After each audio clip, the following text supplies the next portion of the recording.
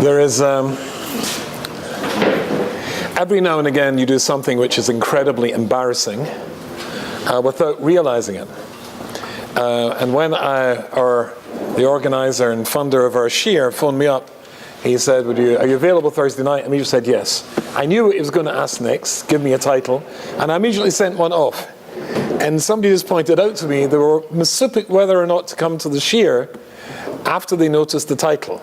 And then I get very embarrassed. I don't know if you saw the title. The title is How to Talk to Fools. I did not mean you. I'm so embarrassed. That was really embarrassing.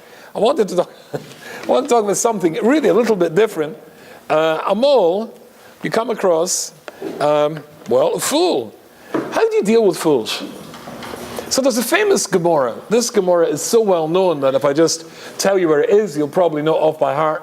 Afal Pikein, I think, bearing in mind we're talking about fools and how to deal with them, the Gemara presents an enormous problem. So this is the Gemara.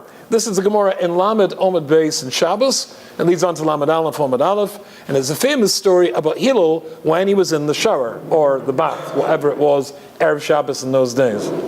So it says like this. You should always, it starts off, there's a whole two stories here, you should always be an Onav like Hillel and not a captain like Shammai. So there's these two fellows. Incidentally, I've got almost no voice left as well, so this is going to be a very interesting share. Insult your audience and no voice. It's going to be good. So each one of them had like a shtick going. Anybody who can go and provoke Hillel, it's a bet. Who can do this? 400 zuz, which is a considerable amount of money. If anybody can make Hillel lose his temper. So one fellow says, I'm the man. I can do this. So what happened was, he waited, Hayoim Erev Shabbos, it was Erev Shabbos, but Hillel hofachas Rashi. And Hillel was shampooing his hair, from which I conclude he was not a chosid. But anyway, he was shampooing his hair, and what happened was, this fellow comes, over al pesach besai. So this fellow comes and he goes to the entrance of his house. Over mikan Hillel. I don't know if this has ever happened to you. I was once doing a Shabbaton in Dublin in Ireland.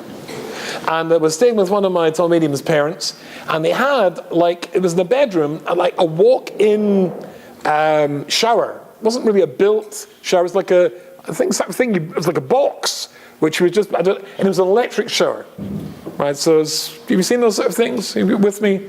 No, it's a crude European thing. We're very, very backward. Right, you walk in, and there are two pipes, and it switches on, and it's a little box, and it heats the water as it's going in. Yeah. Right, that's the thing. So if you get electric shock, you can, yeah. Now, and of course, where I come from, electricity is 220 volts. So you can electric shock, it's Yisgadav, Yisgadash. Anyway, so I'm there, and it was Erev Shabbos, and I was shampooing my hair, mamish like this, and the machine fused. And that means that all the water stops. And what do you do? And you're in somebody else's house, and for Shtetzach, you're not wearing anything. So you can't exactly shout for them to come and help you. I can't remember how I got out of this, but it's not a very comfortable situation. Wait till Hillel is all, I don't know what the Yiddish phrase would be, foamed up or whatever, you get the idea. And he shouts, Mikan Hillel. And then Hillel Nisatov, so he puts himself into his robe or whatever, but Yotzel crossing comes out to find this fellow who's shouting Mikan Rubenstein, or Hillel, whatever it is. Amalai, B'ni ma'atam avakish, my son, what can I do for you? How can I help you?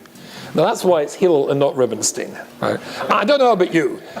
But I wouldn't be feeling very happy when I remember this from Dublin. My eyes are nipping from the soap, and there's a guy standing there. He's got a shaila. Do me a favor. Send me an email. Anyway, Afal Pekin. I've got a question to ask you. My son, ask me. No problem at all. So what's the question?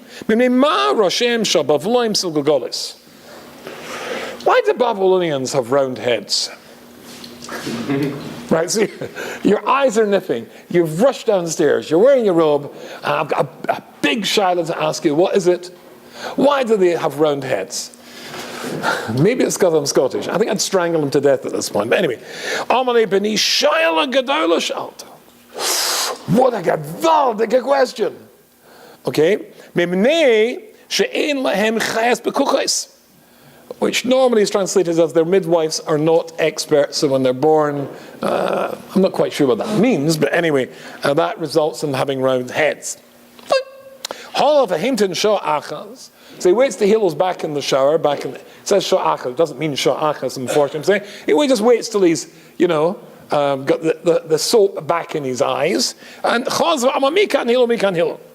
Is there a Hillel here? And Asatif, so he puts on his robe, but yards to the cross and he goes out to meet this lunatic. And Amalei b'ni ma'atam avakesh. How can I help you, my son? Amalei shayla yesh li. I've got a question to ask you.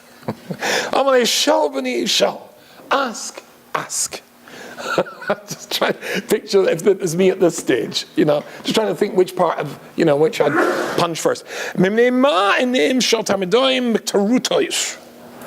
Why are, I'm not exactly sure how we define these people, but why do they have slit eyes, narrow eyes? Ooh, that's a deep question. Because they live in sandy places, and the sand gets in their eyes, so they scritch up their eyes, and it must evolve that way. Okay. Fine. Good. So far, so good. Holach v'hamtin shah achas. He waits till he's back in the shower, on the bath. Chazat mali mikan hil. And of course, what happens. V'yotze across amali b'ni matam avakesh amali shali. Exact same spiel all over again. Amali shal b'ni asked me the question. B'ni ma ragleim shal Afrikayim rechovos. Why have Africans got big feet?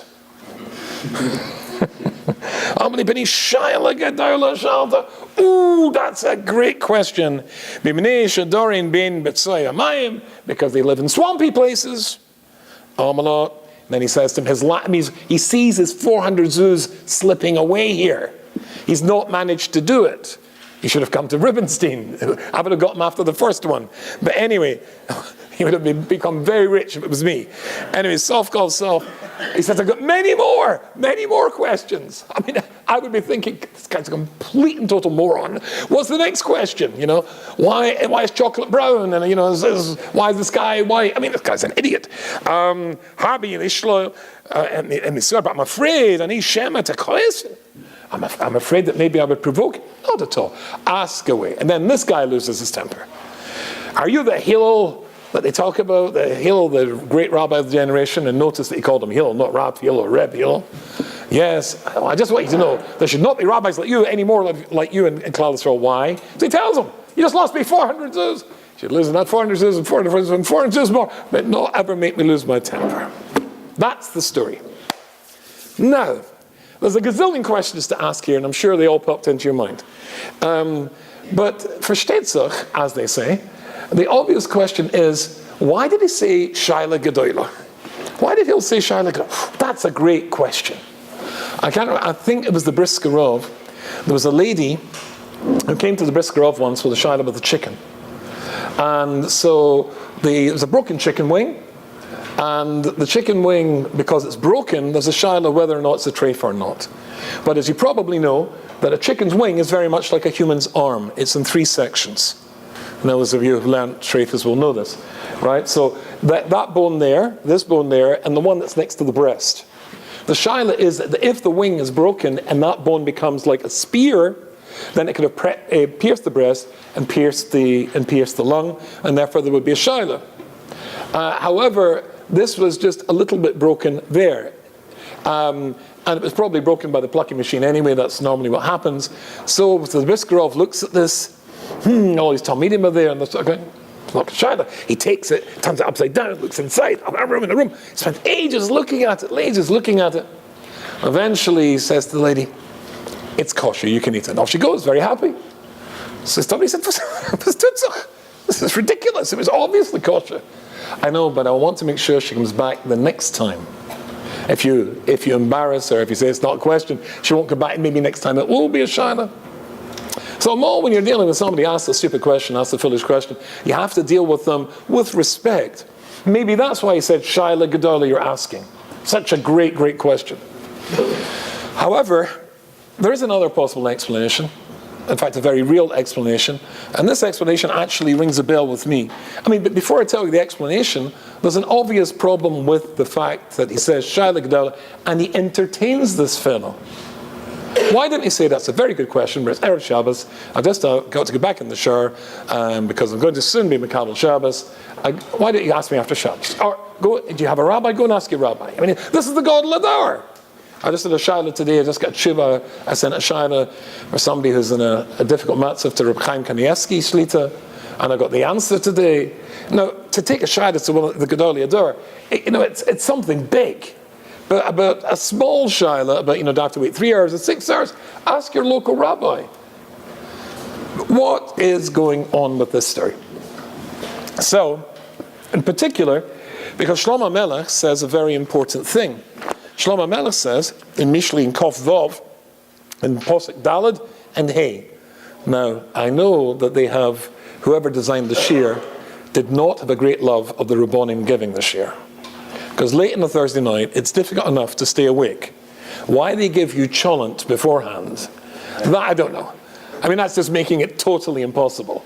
I mean, I don't eat it because I'd fall asleep in my shir. But anyway, I know it's late and it's Thursday night. Afal Pekin, Rabbi said, if we could try and see if there's any problem with the two psukim I'm going to read to you from the wisest man who ever lived, Shlomo Melech. Al tan kasil ki ivlos kivlatoi. Don't answer a fool according to his foolishness. Pen tishvalo gamato. Unless you seem to be as stupid as he is, might be the translation. So somebody comes and asks you a stupid question. Don't play that game. Well, here you getting an answer. I think you're an idiot as well. Posek Dalet. Posek Hey. Anak sil kablatoi. Answer a fool according to his foolishness. Ki yiyeh chochem be'enov. Pen yiyeh chochem be'enov. Unless he seems to be a chochem in his own eyes. Now, I know it's late. I know you've eaten cholent. But did you see a problem with these two psukim? There's a major prize. I have a cough suite here for anybody who can get this. Or anybody watching this at home. New? Don't be shy. Let people know that I'm not talking on my own here. There's at least 400 people here. Yes? Well, the first posuk says, don't answer a fool according to his foolishness. And the second posuk says, do answer a fool according to his foolishness. Now that seems a little bit of a contradiction to me. Yes?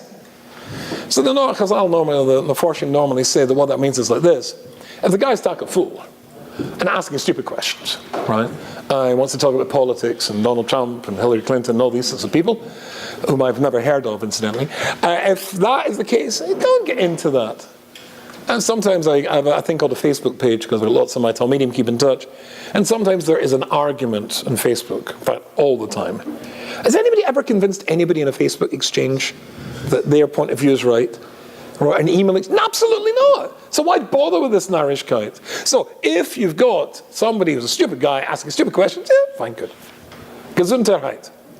So why does the second apostle say, do answer him? Well, it's very simple. If he's talking about Devarim Stam, then keep out of it. But if he's talking about Torah, oh, that's different. If he's talking about Torah, you've got to answer him to his foolishness, unless he becomes a chochem in his eyes. There's a beautiful little story about, I think I've told you this before. There was a Galach who came to a shtetl, a town in Eastern Europe. He was the brightest man of his seminar. He was a genius, and the Goyim were extraordinarily proud of the fact that their new Galach was, the head of the brightest person in his Galach seminary. The town was split in two. There's a river between it. The north bank was the Goyish side, and the south bank was the Jewish side. A bit like Gateshead and Newcastle, if you know anything about England.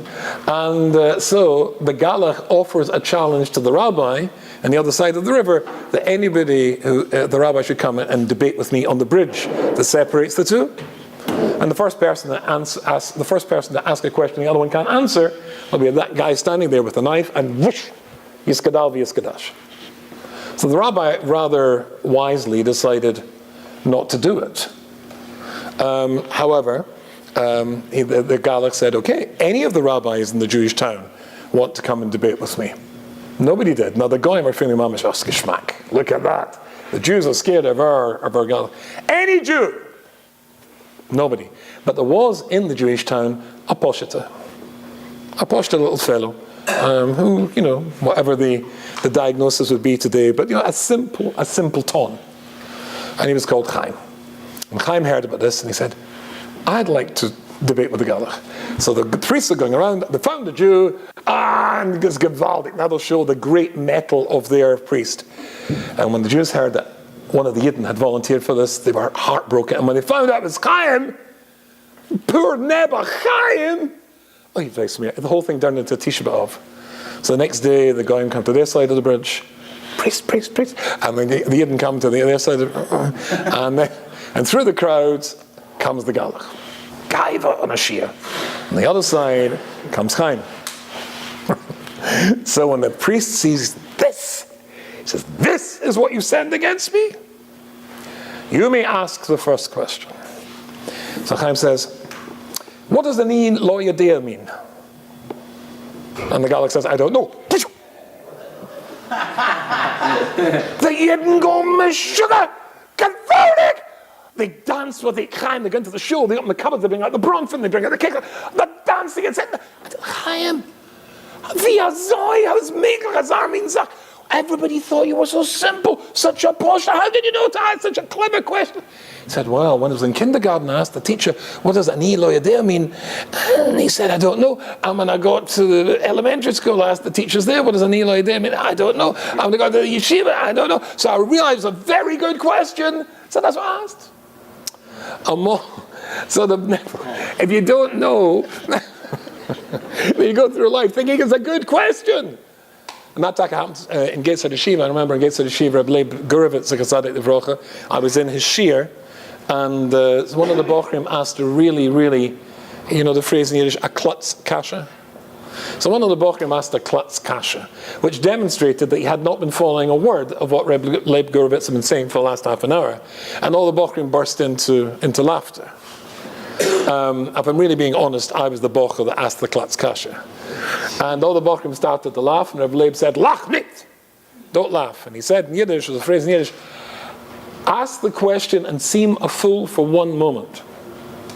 Don't ask the question and be a fool forever. It's very clever. Ask the question and seem a fool for one moment. Don't ask the question and be a fool forever. Look, you've got a stupid question. So like me, you ask the stupid question, and Reb Leib, the Rosh Yeshiva, realizes that you didn't understand, and he explains to you. So now you know why it's a stupid question, and you can go forward. But if you don't ask the question, you still get the stupid question. And you don't know it's a stupid question. You go through life with your stupid question. You remain stupid. So therefore it's better to ask the question. So if it's a question which is talking about politics, whatever in the world, says something stupid, let him say something stupid. I don't care. But if he's talking about Torah, then you have to put the person right. Because then, and that's what it says here, then you've got to answer Kivalto, you've got to go down like Leib Gurevitz to the level of a Yehudian Rubinstein. That's me. Unless Rubinstein goes through life thinking, oh, such a clever question. No, you've got to sort out, because it's Torah he's getting wrong. You've got to help him with that. So therefore, if that's the case, we go back to the question of the shampooed hair of Hillel and coming out the bath and all that sort of stuff. Oh, Shia, look at that. Yeah, that's narish nonsense. Look at it. Why the Babylonians have round heads, and why the Africans have big feet, and why the Chinese people, whatever it is, have narrow eyes. Bisti Meshuggah, Abek. And instead he goes into each and every single one of them. So if what we've learned in Mishlei is true, if that's the pshat, the difference between the two psukim, and Hillel takes this seriously, and Mishnor does, not only that, but it builds this up to be a Shaila Gedaila, then what sort of question must he have thought it was? He must have thought it was.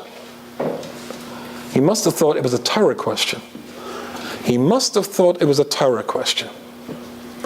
So when he said, why do Babylonians have round heads? That's a Torah question. Why do these Tarmadoim, whatever they are, have narrow eyes? A Torah question. And why do Africans have big feet? A Torah question. How could that be? And then the Maharsha answers that. The Maharsha said, in his Anivas, Hillel assumed, didn't see in the other fellow anything bad. Rav Pam, his Rebbetzin, when she was Nifteris, I've been friendly with quite a few of Rav Pam's Talmidim. They said that she never ever spoke Lashon Hara in her entire life. Not, as it were, got to worry how to phrase this here, but not, as it were, because she was such a great tzedekah, because she was a great tzedekah, because she never ever saw anything bad in anybody. Because she never saw anything bad. And Hillel, in his anivas, in his own humility, naturally assumed that this guy was asking a good question. Asking a Torah-dika question. Something else once happened to me in Gateshead. When I was in Gateshead, I was just starting out. And I was, well, you've already heard my great standard in learning from the previous story. Reb Leib Gurevitz, the Rosh Hashiva, there was two Rosh Hashiva. The other was Reb Leib Lapian, his brother-in-law, Reb Elia Lapian's son, one of his sons. And he liked me, and he asked me to come in for hairs every now and again, which are incidentally some of the scariest experiences of my entire life. So I went in one night, and his brother, Reb Chaim Shmuel Lapian, Shas Maitza, when he wrote on that, also a Gaon was there. He was a Rosh Hashiva of Sunderland Yeshiva. So I come in, and Reb Leib said to me, and I was just a complete beginner, he said to me, "Nu," so I asked him my question. Noch a Klatzkasha. I specialize in Klatzkashas. And Reb Chaim Shmuel, who wasn't my Rosh Hashiva, a Litvischer Rosh Hashiva does not take prisoners. You ask a stupid, nah, poof, right? But Reb Leib, his brother, found this to be, as it were, he had to defend the honor of one of the Talmidim of his yeshiva, and he turned my question into a question.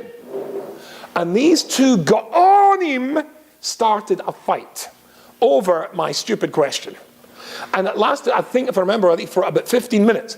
And it was like a tennis match. Bung, bung, bung, bung, back and forth, back and forth, and back and forth. And after 15 minutes, Reb Leib turned to me and he says, "Verstehst?" And I went, "Phew." And out the door as quick as I can. Right? In other words, he could see in the stupid question something that could be valid and turn it into this. There was a Maisa once, I won't tell you where. I was doing a Shabbaton. I was telling my dear friend Arya before this. I was doing a Shabbaton once in a certain state, not New York. And we arrived early, my wife and I. And we were staying with somebody was to be our Balasanya. I went into the house, and obviously where we were staying, the fellow was clearly a Baal Teshuvah. And you can tell this by the pictures. You can tell. I mean, you put what's on your wall, right? If you go into the house of a standard FFB or BT for a long time, then the pictures on the wall are going to be pictures of the Gedolim, the Chofetz Chaim, the Vilna Gaon, myself, and but they had pictures there of Mozart and Beethoven and stuff. Oh, fine, lovely, good. And then so we got dressed and off to shul. This fellow wasn't there, so I just met his wife. And so Bekitzer, I was saying the shir, and after 10 minutes, the Manchester Rosh Hashiva Zecher Tzadik Livrocha walked in. Now, the Manchester Rosh Hashiva was a great tzaddik, and I was a bit surprised, but when I looked, it wasn't, but it looked very like the Manchester Rosh Hashiva. Big, long white beard, frak coat, big hat, sat down opposite me, and I carried on the shir. And at the end of the shir, this big tzaddik came up and said to me, "What does Ein Hochinami mean?" So in the shir, I must have used the phrase Ein Hochinami. Indeed. And he said to me, "What does Ein Hochinami mean?"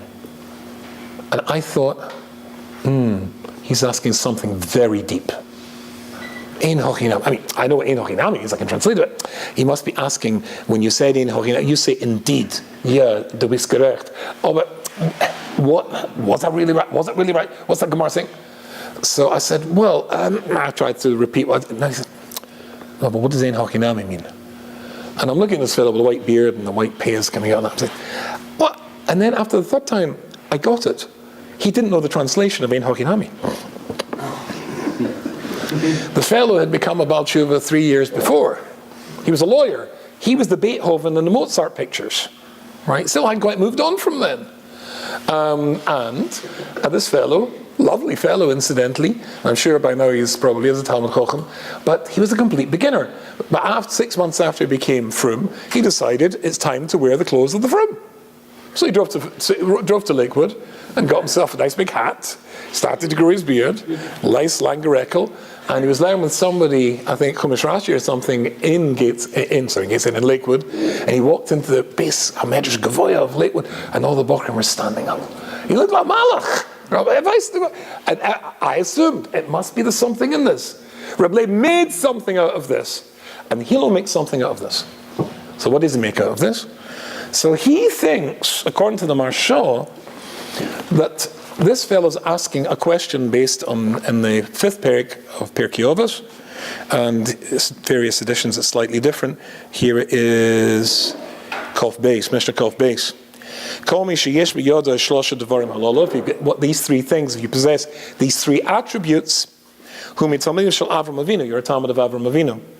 The shlosha devarim acherim, but the three other attributes, whom talmidim shel Bilam HaRosh, you're a talmid of Bilam HaRosh.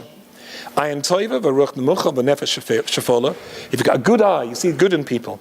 Ruach nemucha, a humble spirit, v'nefesh shefola, and your approach to life is eyes down, humility. Then Talmidim Shel Avram Avinu. Then you're a Talmid of Avram. On the other hand, Ayin Ra. If you've got an Ayin Ra and a Ruach Gavoya and a haughty spirit, you're a Baal Gaiva. V'nefesh Rechova. Sometimes they say that's greedy, glutton. We'll translate it differently in a second. Then you're a Talmid of Bilam HaRosh. So these three somehow enter in Hillel's mind. He connects them to the Bavloim, and to the Chinese people, and to the African people. What's the connection?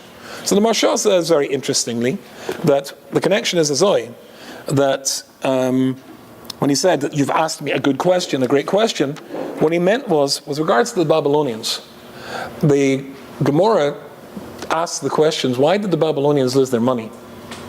And the Gemara discusses, different Gemara, 4 reasons why a person, a balabos, could be very wealthy and lose their money all overnight. And 3 of the reasons are subservient to the 4th reason, says the Gemara, because they are Bali Gaiva.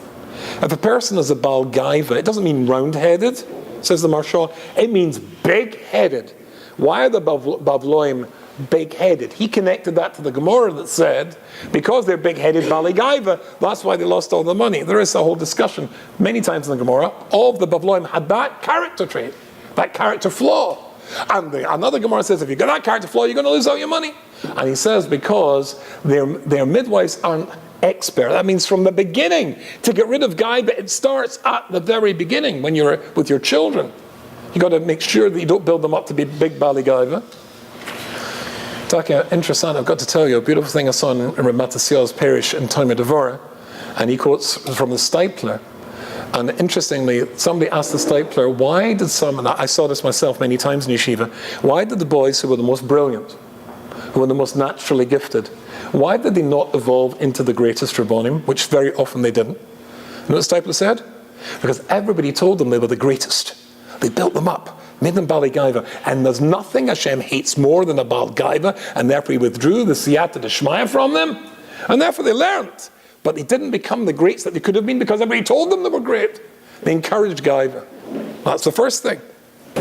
And then Ruach, so that's Ruach Gavoy, that's the big-headedness. Ayin Ra. So Chinese people have, why do they get eyes like this? Or for the Chinese, not sure exactly who they are. So he says, interessant, that really Ayin Ra, and he connects this, we don't have time to show you all, I think you can trust me, but you can see the Marshal yourself. Anyway, Ayin Ra refers, says Rashi in another Gemara, to znus. They're always looking for znus. They're looking for znus. As we all know, the ayin sees, and the eye sees, and that builds up the taivas, etc. And why? He says because they live in a place of chol, which we translated as sun, but it means that they live in a completely, like today's world, where there's no proper values left anymore. And that affects them. And then the third one is about the Africans with the big feet. There's a phrase in English, a father wants to set his son standing in his own 2 feet. It's a remiss to materialism. They were interested in materialism. And why? Because they live in a swampy place, a place full of materialism, a place where people want to keep up with the Joneses. That's what he saw in the questions, and that's how he answered the questions. But why did he answer them? Because he's an on-off. He looked for the best. He connected it to the Torah. Gewaldig. But there's another Gemara. And I saw this Gemara, I was learning it with my Chavrusa, and we both, we found, again, we were learning Rabbi Matasya's Parish on Talmud Devora, and we came to a grinding halt. See what you make of this. See if this makes any sense to you whatsoever. The Gemara says that this. Ma'aser shebo Rebbe Elazar ben Reb Shimon. Rebbe Elazar ben Reb Shimon once came back. Me Migdal Goder, or a place called Migdal Goder. It's part of a euphemism from his yeshiva he used to learn in. Me Beis Rabbi, from his Rebbe's yeshiva. Rochav Alachamor, he was riding on a donkey. Maitel Asfasanor. And he's riding along a riverbank, or walking along a riverbank. V'sameach simcha g'doila. V'hoyas adato gasa. And he was full of simcha. Why? Send before him? Because he'd learned so much Torah. And if you've ever gone back to your Rebbe, and you sit down and shmuz your old Rebbe, it's a geschmack she'in kamahu. When I used to go back to Gateshead, see my Rav Rakov Zechatzadik Livrocha, even in Manchester, there's a wonderful place full of Talmidei Chacham and yeshivas, but I felt, I was leaving something special behind. So I was full, he's full of himself, he's just gone, I'm talking about Rebbe Elazar ben Reb Shimon. Hoyadato Gasa, and his mind was Gasa. We'll translate that in a second. Let's see what happened. Why is he so full of himself? He's learned lots of Torah. And he bumps into a fellow, there's a fellow there who is extraordinarily ugly. And the fellow said to him, Shalom Aleichem Rebbe. And he didn't reply. Amalai Reka. And when he does reply, he says, Reka, you empty person. And then, Kama Machur Isa Ish. He obviously thought or said to himself, what an ugly fellow this is.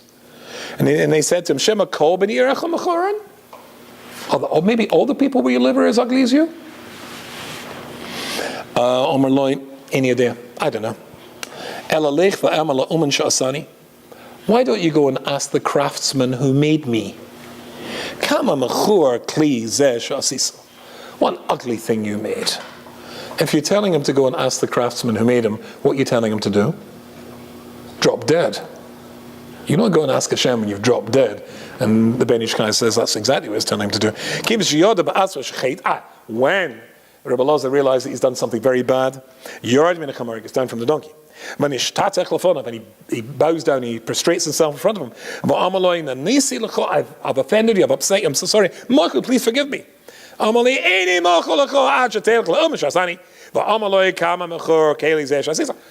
to forgive you until you go and ask that person who made me, why did he make such a mistake, a really rubbish piece of work.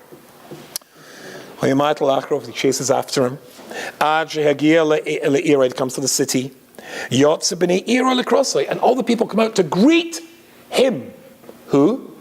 Rebbe Elazar. Shalom Aleichem Rebbe, Mori. Blessed are you, Shalom to you. Our Rebbe, Nigla Rebbe Nister, say the Meforshim. Mori, why Mori? Mora in Midas and Mora in Derech Eretz. Amalehem, the ugly fellow, assuming he was ugly, said, Lemiyata Karin, Rebbe, who are you calling Rebbe? Amar Loi, Lazeh Shamat Al-Akhret, the guy behind you, the rabbi behind you. Amalehem, Imzeh Rebbe, if that's a frum Jew. Unfortunately, we've heard that phrase a lot now. Sometimes a Jew behaves badly. If that's frum Jews, I want nothing to do with them. Shamat Al-Akhret, if that's a frum Jew, no rabbis like him, we shouldn't have any more rabbis like him in Klal Yisrael. Why? And he tells them the whole story. And they say, well, forgive him, because he's a Talmid Chacham. So I'm not going to forgive him. Forgive him for us. I'll forgive him as long as he's not rogil bekach. I'll forgive him as long as he's not rogil bekach. As long as he doesn't get used to doing that. As long as he doesn't do it very much. How about saying as long as he doesn't do it at all? Sound strange? So the Ben Ish Chai in the Sefer Ben Yehoyada says something which I think is absolutely brilliant. He says that the fellow, in those days, in that place, the minhag was, listen to this, very interesting. The minhag was that if you see a Talmid Chacham, a Rav, you don't say Shalom Aleichem to him, you wait for him to say Shalom Aleichem to you. Different minhagim, different places. You wait for him to say Shalom Aleichem to you. I told you the first time I was invited to say Shirim in Zurich, remember? I was invited to say Shirim in Zurich. I was very excited at the invitation. I'd always wanted to see Switzerland. I heard they do mountains in Switzerland. And being Scottish, I like mountains. I think it was Bill Clinton, when he was your president, who, after a European tour, declared Switzerland to be a second-class Scotland. So he's got some redeeming features, Bill Clinton. Anyway, Sof Gol Sof, I wanted to go, and fine. And so it was in order to do a student weekend. So I said yes straight away, and then a week later I received a message from a cousin of the person who was the organizer. Could I send a tape of one of my shiurim? Now, it was students. And I sent a videotape. Do you remember videotapes? Do you remember back in the day, videotapes were coal-fired, you know? Anyway, so I sent a videotape of me talking to university students. Now, versteht sich, when you talk to university students, as I did a couple of weeks ago in Rutgers, it's fun, and you do lots of humor and stuff. Good.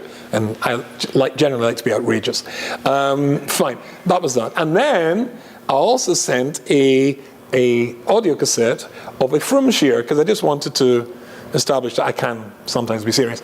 I sent both of them off. And a week later, I received a phone call. Phone rang and I picked up, and the voice said, "Hello, could I speak to Rav Rubenstein?" And I said, "Yes, this is Rav Rubenstein." He said, "Hello, Rav Rubenstein." I said, "Hello." He said, "This is Mark from Zurich." I said, "Hello, Mark." "Hello, Rav Rubenstein." He says, "It's about the video you sent." I said, "Yes." We liked it very much. But when you come to Zurich, no humor, please. No humor. Und, there was an und. You mustn't become friendly with the students. Did you get that? Shall I translate that into your language? Don't become friendly with the students. Und, noch ein und. What chic? How much were they paying me after all? Und, no Yiddish. Because Yiddish to a German ear they think it sounds a little bit like funny, you know. Okay, fine. Good. How was I going to do this? Anyway, somehow I managed to get through it, but the truth is, in that culture, a Herr Rabbiner is aloof. In America, very often the rabbis, you know, your buddy, you like the rabbi to get a friend who goes, "Hey," right? "Hey, Ravs," that sort of stuff. Well, that doesn't work in Zurich. Somebody told me, Rav Shimon Schwab, Zecher Tzadik Livracha, of course, the Rov, not very far from here, over in Washington Heights. It was like a malchus. When he retired, one of the people in his show told me, when he retired and he went to live in Eretz Yisrael, when his congregants came to visit him, then he was their friend. And they commented, "When I was your Rov, that was different. I'm not your Rov anymore, so then I can be your friend." So it's different, it's horses for courses. You've got to know what the culture is like, and in that culture, you did not speak to the Rov until he spoke to you. And this guy said, "Shalom Aleichem, Rebbe." He wasn't saying the guy was ugly. He's saying his midas were ugly. That's why it fits with the word Reiko. Empty fellow, don't you know how to behave? He thought to himself, what an ugly fellow. It wasn't not about the way the guy looks. Who cares how a person looks?